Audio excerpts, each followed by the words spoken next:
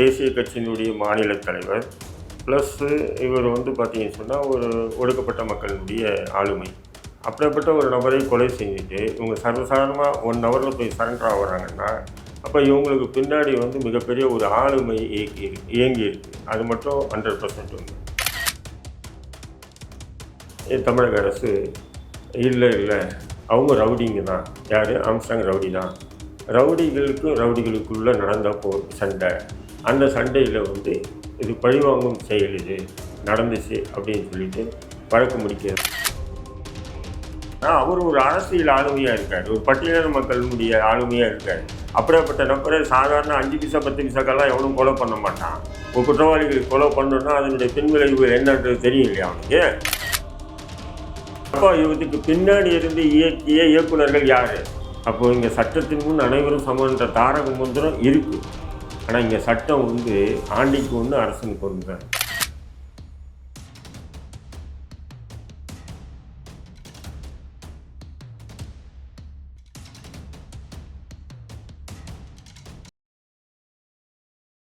தமிழர் கழகம் நேயர்களுக்கு வணக்கம். இன்று நம்மோடு இணைந்திருப்பவர் இந்திய தேசிய கட்சி நிறுவன தலைவர் தடா ரஹீம் அவர்கள். வணக்கம் சார். வாங்க. இப்போ பார்த்தீங்கன்னா நம்ம ஆம்ஸ்ட்ராங் அவர்களோட வழக்கு சிபிஐக்கு மாற்றப்பட்டிருக்கு. கேஸ் முடிவை எட்டுமா? இல்லை, சிபிஐக்கு மாற்றிருக்காங்க. இப்போ இந்த வழக்கை பொறுத்தவரையிலும் பார்த்தீங்கன்னு சொன்னால், ஆரம்பத்தில் நம்ம பார்த்தோன்னு சொன்னால், அந்த ஆம்ஸ்ட்ராங் கொல்லப்பட்ட 1 மணி 2 மணி நேரத்திலே வந்து குற்றவாளிகள் வந்து சரணடைஞ்சிறாங்க. குற்றவாளி சரணடைந்த அடுத்த நாள் காவல்துறை என்ன சொன்னாங்க, நாங்கள் 1 மணி நேரத்தில் நாங்கள் குற்றவாளியை கண்டுபிடிச்சிட்டோம் அப்படின்றாங்க. ஒரு குற்றவாளி சரணாகிறாங்கன்னு சொன்னால் சாதாரணமான கொலை பண்ணாங்க ஒரு 2 நாள் ஆச்சும் கழித்து தான் வேறு நீதிமன்றங்களில் சரண்டர் ஆவாங்க. இல்லை காவல் நிலையத்தில் சரண்டர் ஆகிறாங்கன்னா அவங்களுக்கு ஒரு இன்ஃப்ளூயன்ஸ், ஒரு மிக முக்கியமான புள்ளி வந்து ஆதரிச்சிருக்கணும். இப்போது இது வந்து ஒரு தேசிய கட்சியினுடைய மாநில தலைவர் ப்ளஸ்ஸு இவர் வந்து பார்த்தீங்கன்னு சொன்னால் ஒரு ஒடுக்கப்பட்ட மக்களினுடைய ஆளுமை. அப்படிப்பட்ட ஒரு நபரை கொலை செஞ்சுட்டு இவங்க சர்வசாதாரணமாக 1 ஹவரில் போய் சரண்டர் ஆகுறாங்கன்னா, அப்போ இவங்களுக்கு பின்னாடி வந்து மிகப்பெரிய ஒரு ஆளுமை இயங்கி இருக்குது. அது மட்டும் 100% உண்டு. அப்போது இப்படி சரண்டரான நபர்களை இவங்க விசாரணை துரிதப்படுத்துகிறேன்னு சொல்லிட்டு 2 நாளில் என்ன பண்ணுறாங்கன்னா, அந்த வழக்கில் முக்கிய குற்றவாளின்னு சொல்லக்கூடிய திருவெங்கடத்தை வந்து என்கவுண்டர் போடுறாங்க. அது என்கவுண்டர் போட்டு என்ன சொல்கிறாங்கன்னு சொன்னீங்கன்னா, அது எப்போவுமே ஒரு என்கவுண்டர் பண்ணிவிட்டு நாங்கள் வந்து அவரை கூட்டிகிட்டு போனோம், அவர் எங்கள்கிட்ட தப்பிச்சு எங்களுக்கு துப்பாக்கி எடுத்து எங்களை சுட வந்தார், அல்லது ஆயுதங்களால் எங்களை வெட்ட வந்தார், நாங்கள் தற்காப்புக்காக சுட்டோம், அவங்க செத்துட்டாங்க, நாங்கள் காயமின்றி தப்பிச்சோம். இந்த கதை வந்து எப்போவுமே போலீஸ் சொல்லும், ஊடகங்களும் அதை அப்படியே எழுதும், மக்களும் அப்படியே நம்புவோம். அப்படிதான். இப்போ அதேமாரி ஒரு கதை தான் திருவெங்கடம் என்கவுண்டர்லேயே நடந்தது. திருவெங்கடம் வந்து தான் பயன்படுத்திய ஆயுதங்களில் ரெடில்ஸ் பக்கத்தில் மறைச்சி வச்சுருந்தார். அதை எடுக்கிறதுக்காக நாங்கள் காவல்துறை போகும்போது அவர் அந்த ஆயுதங்களே எங்களை தாக்க வந்தார், நாங்கள் சுட்டோம், செத்துட்டார். இங்கே கேள்வி ஆரம்பத்துலேருந்து நான் தொடர்ந்து பேசக்கூடிய கேள்வி என்ன சொன்னீங்கன்னா, அவங்க வந்து இந்த சம்பவம் நடந்த ஒரு மணி 2 மணி நேரத்திலே போய் காவல் நிலையத்தை சரண்டர் ஆகிடுறாங்க. அப்போது சம்பவம் நடந்த நிகழ்வு எப்படின்னா கொளத்தூர். இவங்க இந்த ஆயுதங்களை பதுக்கி வச்சுருக்கிற இடம் சொல்கிறது வந்து பார்த்திங்கன்னா ரெடில்ஸுக்கு பக்கம். அப்போது ஒரு சாயங்காலமான நேரத்தில் ரெடில்ஸுக்கு போயிட்டு வரணுன்னா குறைஞ்சி ஒரு 3 மணி நேரமாச்சும் ஆகும். அவ்வளோ டிராஃபிக் இருக்குது, அவ்வளோ சாதாரணமாக போயிட்டு ஓடி வந்துட முடியாது இல்லைங்களா? அப்படி இருக்கும்போது இவங்க கொலை பண்ணிவிட்டு சரி நீங்கள் சொல்கிற மாதிரி நாங்கள் பிடிச்சோம், நீங்கள் ஒரு 1 ஹவரில் நீங்கள் பிடிச்சிட்டிங்கன்னு சொன்னால் அந்த ஆயுதங்களை அவன் எப்படி அங்கே போய் வச்சுட்டு இங்கே வந்திருப்பான்? கேள்வி வருதா இல்லையா? இப்படி இருக்கும்போது இப்போ என்னன்னு சொன்னால், இந்த கொலை வழக்கில் மிகப்பெரிய ஆளுமைகள் பின்னணியில் இருந்திருக்கு. அப்போது இருந்திருக்கும்போது இந்த என்கவுண்டர் போட்டாங்க பார்த்தீங்களா? இந்த என்கவுண்டர் ஏன் சொன்னால் திருவெங்கடம் தான் மெயின் அக்யூஸ்டு. அப்போவே ஆரம்பத்தில் அந்த கொலை நடந்த அடுத்த நிமிஷமே என்ன சொல்கிறாங்க, நம்ம தேசிய கட்சியினுடைய தேசிய தலைவர் மாயாவதியை சொல்கிறாங்க, இந்த வழக்கை சிபிஐக்கு மாற்றணுன்றாங்க. அரசியல் ரீதியாக எல்லாருமே அந்த குரல் எழுப்புறோம், சிபிஐக்கு மாற்றணும். அப்போது ஒரு காலம் இந்த வழக்கு சிபிஐக்கு போயிடுச்சுன்னா, அப்போது விசாரணையை வந்து லோக்கல் போலீஸ் விசாரித்த அந்த விசாரணை அடிப்படையில் தான் சிபிஐ விசாரிப்பான். அப்போ விசாரிக்கும்போது திருவெங்கடத்தை விசாரித்தாங்கன்னா அப்போ அவன் யார் யார் இதில் தொடர்பு இருக்கக்கூடிய அத்தனை விஷயங்களையும் அவங்கள சொல்லிடுவோம் இல்லைங்களா. அப்போது இவனை போட்டு தள்ளிட்டுனா வேறு வேலை இல்லை. ஏன்னா இவன் தான் மெயின் அக்யூஸ்ட். குற்றவாளிகளை மறைக்கிறதுக்கு தான் அந்த என்கவுண்டர் நடத்தப்பட்டிருக்கா? 100 விழுக்காடு உண்மை. புரியுதுங்களா. அப்போ அப்படி இருக்கும்போது அப்போ இந்த வழக்கை எப்படி கொண்டு போகிறாங்கன்னு சொன்னால், இப்போ தலித், அதாவது எப்படின்னு சொன்னால் பட்டியலின மக்களுக்கு எதிரான அரசு தமிழக அரசு அப்படின்ற மாதிரி ஒரு பிரச்சாரத்தை வந்து தொடர்ந்து எல்லாருமே பண்ணுறாங்க, எதிர்கட்சிகள் பண்ணுறாங்க. குறிப்பாக வந்து நம்ம இயக்குனர் ரஞ்சித் வந்து சொல்லிட்டு வர்றாரு, ஏன் திமுக அரசு அண்ணன் ஆம்ஸ்ட்ராங்கை வந்து ஒரு ரவுடி மாதிரி சித்தரிக்க பார்க்குது. அவர் ரவுடி அல்ல, அவர் ஒரு அரசியல் கட்சி, அவர் ஒரு பட்டியலின மக்களுடைய ஆளுமை. அவரை ஏன் இப்படி சித்தரிக்கிறாங்க அப்படின்ற கேள்வியை தொடர்ந்து வச்சுட்டு வர்றாரு. அப்போ இந்த வழக்கு சிபிஐக்கு போச்சுன்னா அப்போது ஒரு நெருடல் வரும். புரியுதுங்களா. அப்போ இதுக்கு என்ன பண்ணுறாங்கன்னு சொன்னால் தமிழக அரசு இல்லை அவங்க ரவுடிங்க தான். யார்? ஆம்ஸ்ட்ராங் ரவுடி தான். ரவுடிகளுக்குள்ளே நடந்த சண்டை, அந்த சண்டையில் வந்து இது பழிவாங்கும் செயல் இது நடந்துச்சு அப்படின்னு சொல்லிட்டு வழக்கு முடிக்கிறது தான் என்ன பண்ணுறாங்க. இந்த வழக்கில் முக்கிய குற்றவாளியாக பல ஆண்டுகளாக ஆயுள் தண்டனை பெற்று சிறையில் இருக்கக்கூடிய நம்முடைய யார் நாகேந்திரனை முதல் குற்றவாளி ஆக்குறாங்க.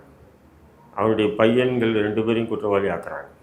அப்போ இது எப்படின்னு சொன்னால், இது ஒரு திட்டமிட்டு காவல்துறை என்ன பண்ணுதுன்னா, ரவுடிஸ்குள்ள மோதல், அதில் ஆம்ஸ்ட்ராங் படுகொலை செய்யப்பட்டார். ஓகே, புரியுதுங்களா. இப்படி தான் கொண்டு போகிறாங்க. சார், அது கேங்வாராவோ எதுவாகவோ இருந்தாலும் குற்றவாளியை கண்டுபிடிக்க வேண்டிய பொறுப்பு அரசுக்கும் காவல்துறைக்கும் இருக்குதானே? இல்லை, குற்றவாளியை கண்டுபிடிங்க. இப்போ எப்படின்னு சொன்னால், கொலை பண்ணது இந்த பசங்களே இல்லை அப்படின்னு நம்ம சொல்ல வரல.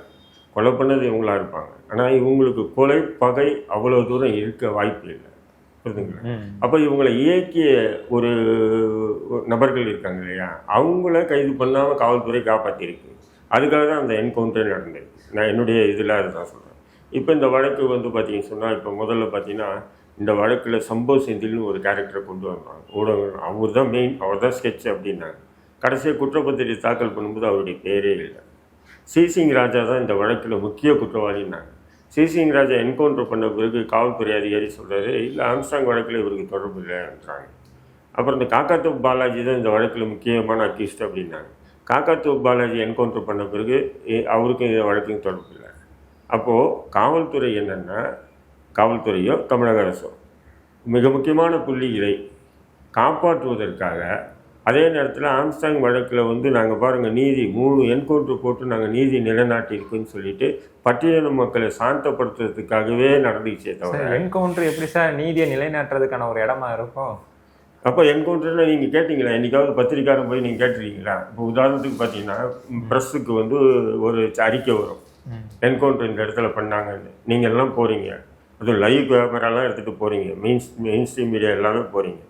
போயிட்டு அந்த இடத்துல இங்கே தான் இருந்தாலும் ஒரு சாக் பீஸில் இது போட்டிருப்பான், 2 பேரிகேட்டை போட்டு வச்சுருப்பான். நீங்கள் என்ன பண்ணீங்க, போலீஸ் சொல்கிற மாதிரியே அப்படியே டைரெக்ஷன் இதில் இன்னும் கொஞ்சம் நீங்கள் கதை வசனம்லாம் கொஞ்சம் எக்ஸ்ட்ராவாக சேர்த்துக்கிட்டு, இப்படி இந்த வந்தாரா, இப்படி இந்த ஓடி வந்தாங்களா, இப்படி சுட்டாங்களா, இப்படி விழுந்துட்டாரா அப்படின்னு. சாதாரணமாக ஒரு கோழி எடுத்தாவே எவ்வளோ ரத்தம் இருக்கும். ஒருத்தனை என்கவுண்டர் பண்ணான்னா அவனுங்க எவ்வளோ ரத்தம் இருக்கும். இங்கே ரத்தம் எங்கே சார்ன்னு யாருன்னா ஒரு மீடியா கேட்குறீங்களா? சரி சார், ப்ரெஸ்ஸுக்கு கூப்பிட்டீங்க, ப்ரெஸ் வரதுக்கு முன்னாடி பாடி ஏன் சார் இங்கே ரிமூவ் பண்ணிங்கன்னு யாருன்னா கேட்குறீங்களா? தகவலை ப்ரெஸ்ஸுகள் என்னன்னு சொன்னால், இந்த என்கவுண்டர்ன்றது முழுக்க செட்டிங் தான். எனக்கு தெரியும், நல்லா தெரியும். அது எங்கன்னா காவல் நிலையத்திலையோ அல்லது வாகனத்திலையோ வச்சு என்கவுண்டர் போட்டுட்டு இவங்க பாடியை மார்ச்சுரிக்கு அனுப்பிச்சிடுவாங்க. அனுப்பிட்டு ஒரு இன்ஸ்பெக்டர் சொல்லுவாங்க, ப்ரெஸ்ஸுக்கு எதுனா ஒரு இடம் காமியா அப்படின்னு. ப்ரெஸ்ஸுக்கு எதுனா ஒரு இடம் காமின்னு, ப்ரெஸ்ஸுக்கு எதுனா ஒரு இடத்த ஒரு ஒதுக்குப்புறமான ஒரு இடத்த வந்து காமிச்சிடுவாங்க. ஆனால் அந்த இடத்துல என்கவுண்டர் நடந்திருக்கு, அங்கே அந்த இடத்துல பாடியே வந்திருக்காரு, பாடி மார்ச்சுரிக்கு போயிருக்கோம். இதில் நீங்கள் எந்த என்கவுண்டர் ஆச்சு பாடியை உடனே போய் ரெக்கவர் பண்ணியிருக்காங்களா? இது மீடியா கவர் பண்ணியிருக்காங்க.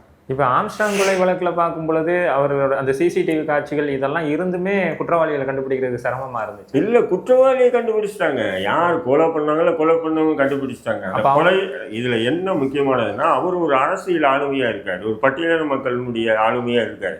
அப்படிப்பட்ட நபரை சாதாரண 5 பைசா 10 பைசாக்கெல்லாம் எவனும் கொலை பண்ண மாட்டான். ஒரு குற்றவாளிகளுக்கு கொலை பண்ணணும்னா அதனுடைய பின்விளைவு என்னன்றது தெரியும் இல்லையா அவனுக்கு? கண்டிப்பாக தெரியும். அப்போ இவருக்கு பின்னாடி இருந்து இயக்கிய இயக்குநர்கள் யார்? புரியுதுங்களா? அதை மறைச்சிருக்கு திமுக அரசு. அதுக்குன்னு கொலை பண்ணவங்களே இவங்க இல்லை அப்படின்னு நம்ம சொல்ல வரல. கொலை பண்ணவங்க இவங்களாக தான் இருக்கலாம். ஆனால் இவங்களை இயக்கியது யார்? ஏன்னா 1 ஹவரில் போய் சரண்டர் ஆகிறான். அதுவும் என்ன கொளத்தூரில் பண்ணிவிட்டு அண்ணா நகரில் போய் சரண்டர் ஆகிறான்னா இதெல்லாம் என்ன காது குத்துற வேலையை தான் சொல்கிறாங்க. முழு பூசணிக்காய் சோத்தில் மறைக்கிற வேலையை சொல்கிறாங்க இல்லையா? ஸோ 1 ஹவரில் வந்து அங்கே சரண்டர் ஆகிறவங்க வந்து எப்படி கத்தி ஆயுதங்கள்லாம் எடுத்து போய் ரெடியூஸில் போய் மறைச்சி வச்சாங்க. மறைச்சி வச்ச ஆயுதங்களை குற்றவாளியை கொண்டு போய் குற்றவாளி தான் எடுக்க சொல்லுவாங்களா? எந்த காவல்துறை அப்படி செய்யும்?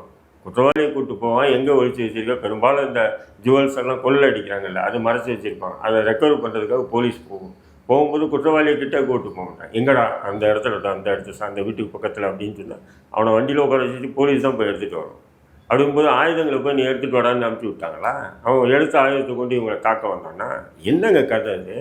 இது முழுக்க முழுக்க ஒரு சித்தரிக்கப்பட்ட விஷயமா தான் பார்க்கப்படுதா? இது வந்து எப்படின்னா ரவுடி ஸ்கூலில் நடந்த மோதல் முடிச்சுட்டாங்க ஒன்று. இப்போது என்னன்றாங்கன்னா இந்த வழக்கை சிபிஐக்கு மாங்க. இதில் மெயின் குற்றம் யார் பண்ணாங்கன்னு சொன்னால் நான் அடித்து சொல்லுவேன், இதில் பகுஜன் சமாஜ் கட்சியினுடைய இன்றைய நிர்வாகிகள் தான் அதுக்கு மெயின் காரணம், குற்றவாளிகளை தான் நான் பார்க்குறேன். ஏன்னு சொன்னீங்கன்னா இந்த சம்பவம் நடக்குது. அந்த பகுஜன் சமாஜ் கட்சி ஆம்ஸ்டாங்குக்கு பிறகு தலைமையேற்ற ஆனந்தன் வழக்கறிஞர், அவர் நண்பர் தான் எனக்கு. அவர் ஒரு இன்டர்வியூ கொடுக்குறாரு. இன்டர்வியூ கொடுக்கும்போது சொல்கிறாரு, என்கவுண்டர் பண்ணுறது நீங்கள் சரின்னு சொல்கிறீங்களான்னு கேட்குறாரு. ஆமாம் சரிதான் அப்படின்றார். ஏங்க மெயின் அந்த வழக்கின் முக்கியமான குற்றவாளி விசாரணை முழுமை அடையாமல் அவரை கொல்றாங்கன்னு சொன்னால் ஒரு வழக்கறிஞர், அவர் சாதாரணமான நபராக இருந்தால் கூட அவருக்கு தெரியல, அதனால் வந்து ஆத்திரத்தில் ஏதோ என்கவுண்டர் பண்ணது சரின்னு சொல்லலாம். அவர் criminal lawyer, senior most criminal lawyer அவருக்கு தெரியும். அப்போ இவங்க வந்து இந்த A1 அக்யூஸ்டை போட்டு தள்ளினதை வழக்கு அடுத்த கட்டத்தை கொண்டு போகிறதுக்கு போலீஸ் தயாராக இல்லை. புரியுதுங்களா உங்களுக்கு? அப்படின்னு தெரியும். அப்படி இருக்கும்போது அவர் இன்டர்வியூ கொடுக்குறாரு. ரெண்டாவது ஒரு வருடம் குற்றப்பத்திரிகை அமர்வு நீதிமன்றத்தில் தாக்கல் பண்ணிட்டாங்க. இப்போ லோக்கல் போலீஸ் குற்றப்பத்திரிகையே தாக்கல் பண்ணிட்டாங்க. இப்போ வந்து வழக்கை சிபிஐ கொடுங்கன்னு சொல்லிட்டுறது வந்து இது முழுக்க முழுக்க கண் கட்ட பிறகு சூரிய நமஸ்காரம்னு சொல்லுவாங்க இல்லையா? அந்த மாதிரி கதையை தான் இது ஆகும். இப்போ சிபிஐ வந்து வானத்தை குச்ச தேவதூதர்களா? அவங்களுக்கு 4-5 மூளையாக இருக்குது, ஒரு மண்ணாங்கட்டியும் இல்லை. அவங்களும் சாதாரணமான போலீஸ் தான்.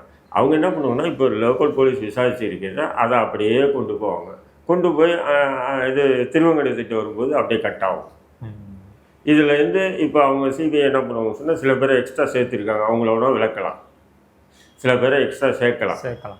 ஆனால் அந்த மெயின் ஆளுமையிலேயே அவருடைய அந்த கன்ஃபர்ஷன் ஸ்டேட்மெண்ட்டு யார் மூலிமா எடுக்கணும்? அந்த திருவங்கடத்து மூலிமா தான் எடுக்கணும். திருவங்கடமே இல்லையா, டெட் அண்ட் ஆயிடுச்சு, முட்டுச்சந்தை ஆயிடுச்சு இல்லையா? அப்போது இது வந்து திட்டமிட்ட ஒரு நாடகமாக மாதிரி தான் நான் பார்க்குறேன். அதனால் சிபிஐ இந்த வழக்கு மாற்றிட்டாங்க, அதனால் வந்து சூப்பர், இதில் வந்து நிறைய உண்மைகள்லாம் வந்துடும் அப்படி இப்படிலாம் நம்ம கடவுளெலாம் காண முடியாது. ஏன்னா ஏற்கனவே லோக்கல் போலீஸ் வந்து அதை போட்டு மூடி மறைச்சிட்டாங்க. சிபிஐ வந்து பெரிய அளவுக்கு இதில் மாற்றங்கள் இருக்க வாய்ப்பு இல்லை. இப்போ இந்த ஆம்ஸ்டாங் வழக்கு மாதிரி தான் தமிழகத்தில் இன்னொரு வழக்கும் பேசப்பட்டது, ராமஜெயம் அவர்களோட கொலை. அது இன்னும் வரையும் கண்டுபிடிக்கப்படலை. என்னதான் இல்லை, ராமஜெயம் வழக்கு கூட நீங்கள் எடுத்தீங்கன்னா ஃபஸ்ட்டு வந்து லோக்கல் போலீஸ் விசாரித்தாங்க, அப்புறமா சிபிசிஐடி விசாரித்தாங்க, அப்புறமா சிபிஐ விசாரித்தாங்க, பிறகு வந்து சிபிஐ சிபிசிஐடி ஜாயிண்டாக போட்டு விசாரித்தாங்க. அதுக்கப்புறம் இப்போ திமுக ஆட்சிக்கு வந்த பிறகு நம்ம ஜெயக்குமார் தலைமையிலான எஸ்பி ஜெயக்குமார் தலைமையில் ஒரு டீம் போட்டு விசாரித்தாங்க. அதன் பிறகு வந்து வருண்குமார் தலைமையில் ஒரு டீம் போட்டு விசாரித்தாங்க. இந்த வரையும் குற்றவாளிகள் யாருன்னு தெரியல. அது எப்படி சார்? திருச்சியோட மிகப்பெரிய ஒரு ஆளுமையாக இருந்திருக்காரு, ஆனால் அவரை வந்து கொன்னவங்களே. அதை தான் சொல்ல வரேன். அந்த நேரத்தில் ஏடிஎம்கே கவர்மெண்ட் இருந்துன்னு வச்சுக்கேன். அப்போ குற்றவாளிகளை தப்பி வைக்கணும்னு அரசியல் இன்ஃப்ளூயன்ஸ் பயன்படுத்தப்பட்டிருந்தா குற்றவாளிகள் ஈஸியாக தப்பிச்சிருப்பாங்க. ஏன்னா அந்த ஃபஸ்ட்டு விசாரணை, முதல் விசாரணை தான், புரியுதுங்களா? அந்த விசாரணையில் எதனா குழப்பம் பண்ணிட்டா வேலை முடிஞ்சிச்சா குற்றவாளியை நெருங்க முடியாது போலீஸ். திருச்சியில் அது மட்டும் இல்லை, தௌஃபீக் சுல்தான் என்ற ஒரு 13 வயது சிறுமி கொல்லப்பட்டது கூட இதே நிலை தான். இந்த வரையும் குற்றவாளியை கண்டுபிடிக்க முடியல. இதாச்சும் மிகப்பெரிய ஒரு அரசியல் ஆளுமை. அது சாதாரணமான ஒரு பெண், அது அடித்து கொண்டு ரயில்வே தண்டகத்துக்குள்ளே பாடியை போட்டு போயிருந்தாங்க, புரியுதுங்களா? அப்பப்போ வந்து இந்த ராமஜெயம் கொலை வழக்கு முடிவுக்கு வரப்போகிறதுன்னு சொல்லிட்டு எல்லா நியூஸ்லையுமே ஃப்ளாஷ் ஆகும். அது திடீர்னு ஃப்ளாஷ் ஆகும், திடீர்னு காணாமல் போகும், திடீர்னு ஃப்ளாஷ் ஆகும். சரி, ஓகே, இந்த கேஸ் எப்போ தான் முடிவுக்கு வரும்? அதுதாங்க ராமஜெயம் வழக்கு வந்து முடிஞ்சு போன கதைங்க. இப்போ ஒரு கால் இப்போ வந்து ஏதோ ஒரு இன்வெஸ்டிகேஷன் விசாரணையில் ஏதோ ஒரு குழு கிடைச்சி அந்த குழு மூலிமா விசாரித்து அவனை குற்றவாளியை நீதிமன்றத்தை நிப்பாட்டினாலும் நீதிமன்றத்திலேருந்து அவன் ஈஸியாக தப்பிச்சு போயிட்டே இருப்பான். ஐயா 15 வருஷம் ஆயிடுச்சு அந்த நடந்த சம்பவம், குற்றவாளியே பிடிக்கலன்னு என்னை பிடிச்சி வந்து அடித்து என்னை ஒத்துக்க சொல்கிறாங்க ஐயா, என்ன வேலை முடிஞ்சுதா இல்லையா? புரியுது. அப்படியே குற்றவாளியை நிப்பாட்டினாங்கன்னா ஆதாரங்களையும் சாட்சிகளையும் நீதிமன்றத்தில் எந்த இது கொண்டு சமர்ப்பிக்க முடியும்? எந்த ஆதாரம் இருக்கும்? எந்த சாட்சிகள் இருக்கும்? போஸ்ட்மார்ட்டம் ரிப்போர்ட்டினுடைய இது எப்படி இருக்கும்? எல்லாம் யோசனை பண்ணி பாருங்கள், எல்லாமே ஜீரோவாகும். அப்போ இனி குற்றவாளி பிடிக்க முடியாதுன்ற ஒரு காரணம் இருந்தாலும் பிடித்தாலும் அவர்களை சட்டத்தின் முன்னிறுத்தி தண்டிக்க முடியாது. என்ன ஒன்று பண்ணலாம், திமுக ஆளுங்கட்சியாக இருக்கிறதுனால குற்றவாளியும் தெரிஞ்சதுக்கப்புறம் என்கவுண்டரோட போட்டு தரலாம். வேறு எதுவும் செய்ய வாய்ப்பு இல்லை. அவங்களுக்கு தண்டனைலாம் வாங்கி கொடுக்க எப்படி கொடுக்க முடியும்? சிபிஐ விசாரித்தாங்க, சிபிசிஐடி விசாரித்தாங்க, யாரையோ விசாரித்தாங்க. இப்போ புதுசாக நாங்கள் ஆளே கடையில் எங்களை தூக்கி இந்த வழக்கில் போட்டாங்க சார் அப்படின்னு தான் நீதிமன்றத்தில் அவங்க தரப்பு, அது குற்றவாளி தரப்பில் வாதாடுவாங்க. இப்போ உண்மை கண்டறியும் சோதனையெல்லாம் பண்ண போகிறோன்னு சொல்லிட்டு இருந்தாங்க. உண்மை கண்டறியும் சோதனை அது என்ன இதுவாது ஜோசியம் பார்த்த சொல்லும். அதுவும் வந்து மனசில் என்ன இருக்குதுன்னு சொல்லும். மனசில் என்ன, இப்போ நீங்கள் நான் உட்காந்துருக்கோம், இப்போ உங்கள் பேரை கேட்டு என்கிட்ட கேட்பான், கேட்டேன்னா எனக்கு தெரியாதுன்னு சொல்லுவேன் நான், என்னை மறைக்கணுன்றதுக்காக. ஆனால் நீங்கள் நான் பழகியிருக்கோம், பேசியிருக்கோம் இல்லையா, அது அந்த முகம் அப்படியே வரும். புரியுதுங்களா? அப்போ நான் தெரியாதுன்னு சொன்னால் தெரியுது, ஆனால் தெரியலன்னு சொல்கிறாங்க. இப்படி தான். அப்படிங்கும்போது இது 10 வருஷத்துக்கு முன்னாடி நடந்த நிகழ்வுகள் இப்போ இது எப்படி வரும்? எனக்கு 93 அந்த உண்மை கண்டறியும் கருவியெல்லாம் வச்சு சோதனை பண்ணியிருக்காங்க. நான் அதுக்கெல்லாம் ஆளாகப்பட்டவங்க சிபிஐயில். அதில் கரெக்டாக ஒரு மயிலும் இல்லை. மனித விசாரணையை மீறிய ஒரு சக்தியும் அந்த உண்மை கண்டறியும் அறிவியலே இல்லை. ஒரு விதமான ஒரு மிரட்டல்.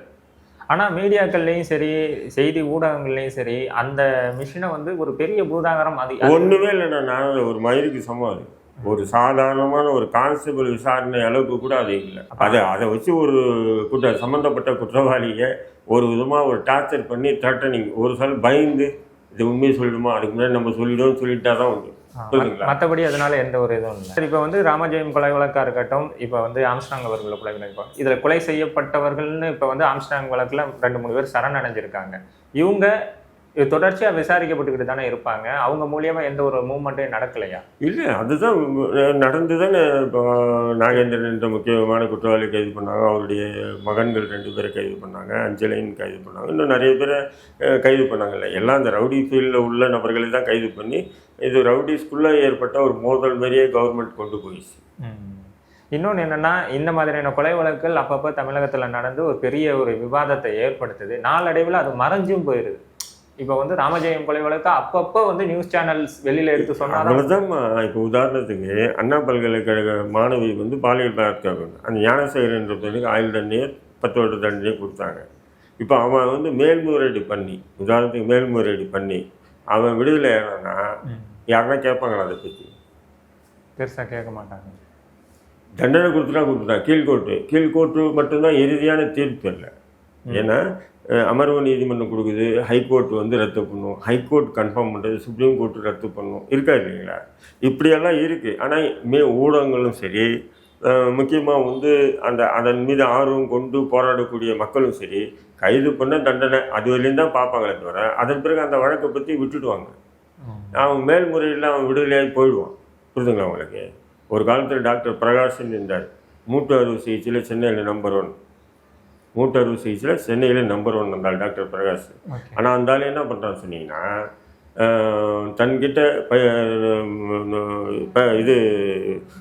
தன்கிட்ட வரக்கூடிய நோயாளிகளை, பெண்கள், அவங்கள மாணவிகளை எல்லாம் வந்து புகைப்படங்களை எடுத்து, வீடியோ எடுத்து, அவங்கள த்ரெட்டனிங் பண்ணி, செக்ஸ் ஃபிலிம் எடுத்து அப்போவே யூடியூப்பில் போட்டவாங்க.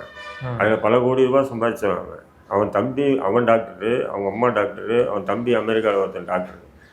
அமெரிக்காவில் அவன் தம்பிக்கிட்ட கொடுத்து தான் இந்த வீடியோலாம் வந்து யூடியூப்பில் டெவலப் பண்ணுவான். அவன் அப்போவே நான் சொல்கிறேன் 93, 94 அப்போவே அந்த டெக்னாலஜியில் அவன் பயன்படுத்துவேன். அதுவும் சாதாரணமாக இப்போ ஆட்டோ சங்கர்னா சாதாரணமான அது வேறு விஷயம்.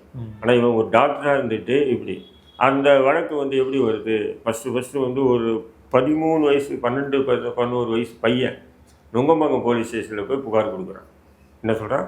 புகார். நுங்கம்பாக்கம் ஸ்டேஷனில் போய் புகார் கொடுக்குறான். புகார் கொடுக்கும்போது என்ன ஆகுதுன்னு சொன்னால், இன்ஸ்பெக்டரு அதிர்ச்சி ஆகிறாரு. இல்லை, என்னை வந்து இப்படி பெண்கள் கூட உறவு கொள்ள வச்சு வீடியோ எடுக்கிறாங்க. யார் என்பது டாக்டர் பிரகாஷ் அவர். அப்போ அந்த இன்ஸ்பெக்டர் கொஞ்சம் நேர்மையான இன்ஸ்பெக்டர். அது ஆக்சுவலாக வந்து அண்ணா நகரில் தான் அவன் ஹாஸ்பிட்டல். ஆனால் அவன் நுங்கம்பாக்கத்தில் கொடுக்குறான் அந்த பையன். அந்த புகாரை வாங்கிட்டு நேராக அந்த இன்ஸ்பெக்டர்கிட்ட கான்டாக்ட் பண்ணி இந்த பையனை அங்கே அனுப்பி வழக்கு பதிவு பண்ணி விசாரிக்கும் போது தான் தெரியுது, பெரிய பெரிய அதிகாரியுடைய மனைவி புகைப்படங்களும் வீடியோக்களுமே அவங்ககிட்ட இருந்துருக்கு. அது மட்டும் இல்லாமல் பெரிய பெரிய தொழிலதிபர்களுடைய மனைவிமார்கள் தான். ஏன்னா அவன் முட்டு அறுசைஸில் நம்பர் 1 தான். இல்லை சார், 93 அதுக்கப்புறம் அவனுக்கு 10 வருஷம் தண்டனை கொடுத்தாங்க. ஆனால் ஹைகோர்ட் அப்பீலில் அவன் வெளியே போயிட்டான். 10 வருஷம் தண்டனை கொடுத்ததோட முடிஞ்சது மக்களுடைய பேச்சு. இன்றைக்கி எந்த நாட்டில் உட்காந்து, ஆனால் இந்தியாவில் இருக்காமே தெரில, ஏதோ ஒரு நாட்டில் உட்காந்து அப்போவே அவன் இந்த வேலையை பண்ணுவான். இப்போ என்ன பண்ணுவான் அவன்? அதான் நீங்கள் சொல்கிறத பண்ண இப்படி பார்த்தா 93 வந்து ஒரு வீடியோ கேமராவே பெரிய விஷயமா, அது இன்டர்நெட்டில் ஏற்றுற அளவுக்கு டெக்னாலஜியாக இருந்தவன் அவன். இப்போ அந்த வழக்கு 10 ஆண்டுகள் தண்டனை. அப்புறம் ஹைகோர்ட் ரிலீஸ் ஆகிடுச்சு. அதுக்கப்புறம் முடிஞ்சிச்சு இல்லையா? சார், எல்லா எவிடன்ஸும் ஒருத்தர் பாதிக்கப்பட்ட ஒரு பையன் போய் கம்ப்ளைண்ட் பண்ணி அது கோர்ட் வரைக்கும் போயும் இந்த மாதிரி ஆகுமா? இல்லை, அப்பீலில் வந்து உடையும். அதுதானே. அதாவது ஒரு குற்றவாளிகள் தப்பிக்கலாம், ஒரு நிரபராதி தண்டிக்கப்படக்கூடாது என்பதற்காக வகுக்கப்பட்ட சட்டங்கள். இது போன்ற குற்றவாளிகள் தப்பிச்சுட்டு போயிட்டே இருக்கான். அப்படிதான் சொல்ல முடியும். ஓகே. அப்போ தொடர்ச்சியாக இந்த மாதிரியான இப்போ வந்து ஒரு ஹைகோர்ட்டில் வந்து மேலே அப்பீலுக்கு ஒரு விஷயம் போகுதுன்னா அது உடைக்கப்படுறதுக்கு தான் மேலே போகுது. அப்போ ஒரு பாமர மக்கள், சாதாரண மனுஷன் எப்படி சார் ஒரு நீதிமன்றத்தை நாட முடியும்? அப்படி தானே இருக்குது சட்டம். இப்போது டெல்லியில் வந்து பார்த்தீங்கன்னா நிர்பயான்ற ஒரு பெண்மணி பெண் மாணவி வந்து கற்பழித்து கொல்லப்பட்டார். கேள்விப்பட்டிருக்கீங்க? அதுக்கு வந்து நாடே கொந்தளிச்சு நிர்பயான்ற அந்த மாணவிக்காக. அந்த குற்றவாளிகளையும் கண்டுபிடிச்சாங்க.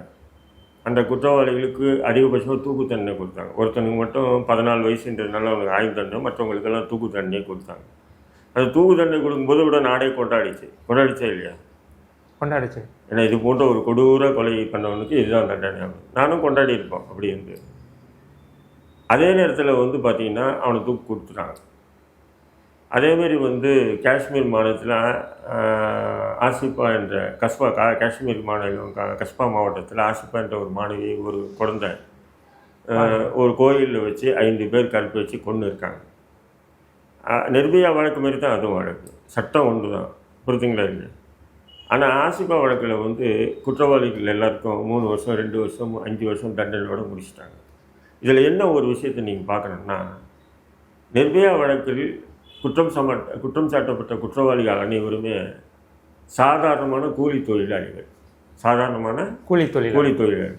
ஆனால் ஆசிஃபா வழக்கில் சம்மந்தப்பட்டவங்க வந்து பார்த்திங்கன்னா பொருளாதாரம் படைத்த அரசியல் பின்புலம் கொண்ட நபர்கள். அப்போது இங்கே சட்டத்தின் முன் அனைவரும் சமன்ற தாரக மந்திரம் இருக்குது. ஆனால் இங்கே சட்டம் வந்து ஆண்டிக்கு ஒன்று அரசனுக்கு ஒன்று தான்.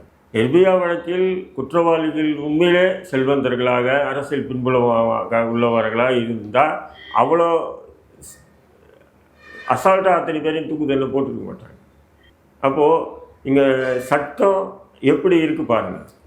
அதனால் நான் வந்து இப்போ ஆம்ஸ்ட்ராங் வழக்கு சிபிஐ கொடுத்துட்டாங்கன்னு கொண்டாடக்கூடாதுன்ட்டேன். கொண்டாடுற அளவுக்கு ஒன்றும் இல்லை. இது எப்போ கொடுத்துருக்குன்னா, அந்த சம்பவம் நடந்த வித்தின் ஒரு 2-3 நாள்லேயே கொடுத்துருந்தாங்கன்னா அது சிபிஐயில் நிச்சயம் அது புலன் விசாரணை நிறைய உண்மைகள் வெளியே வந்துருக்கு. இப்போ என்ன உண்மை வெளியே வரப்போகுது? ஒன்றும் இல்லை. ஏன்னா சிபிஐ போட்டதை காப்பி பேஸ்ட் பண்ணி இவங்க குற்றப்பத்திரிகையை காட்ட போகிறாங்க, அவ்வளோதான். இது ரொம்ப காலம் தாழ்த்தி நடத்தப்பட்ட ஒரு இதுன்னு நினைக்கிறீங்களா? சரி, ஆம்ஸ்ட்ராங் அவர்களோட கொலை வழக்கு இனிமே வந்து ஒரு கேஸ் போலீஸ் ஸ்டேஷன்லேயோ சிபிஐ ஆஃபீஸ்லேயோ ஒரு கேஸ் கட் மாதிரி ஒன்று இருக்க போகிற ஒரு விஷயம் தான் நீங்கள் நினைக்கிறீங்களா? முடிஞ்சிச்சிங்க, அவ்வளோதாங்க. அந்த குற்றத்தில் ஈடுபட்டு நேரடியாக போய் கொலை பண்ண ஒரு 5 பேரோ 6 பேரோ 7 பேரோ இருக்காங்க. அந்த 7 பேருக்கு மட்டும் ஆயுள் தண்டனை கொடுப்பாங்க. அந்த வழக்கில் ஜாயிண்டாக சேர்த்த எல்லாரும் விடுதலை செய்யப்படுவாங்க. ஆதாரம் எந்த சாட்சி இல்லை. இப்போ அந்த ஆயுள் தண்டனை அவங்களுக்கு கொடுக்கப்பட்டாலும் அது ஹைகோர்ட்லேயும் சுப்ரீம் கோர்ட்டில் போய் உடைப்பாங்க. உடைக்கிறதுக்கான சக்தி அவங்கள்ட்ட இருக்கா? எல்லாம் நம்ம சொல்கிறோம் பெரிய ஆட்கள் வந்து பின்னாடி மறைஞ்சிருக்காங்க, திரும்ப எப்படி வெளில வருவாங்க? அதாவது எதுக்கு நேரடியாக வரணும்? வழக்கறிஞர் காசு கொடுத்தா அவன் போய் பார்க்க போகிறான். பணம் எல்லா இடத்துலையும் வேலை செய்யுது. ஓகே சார், கருத்துக்களை பயந்துக்கிட்டது நன்றி சார்.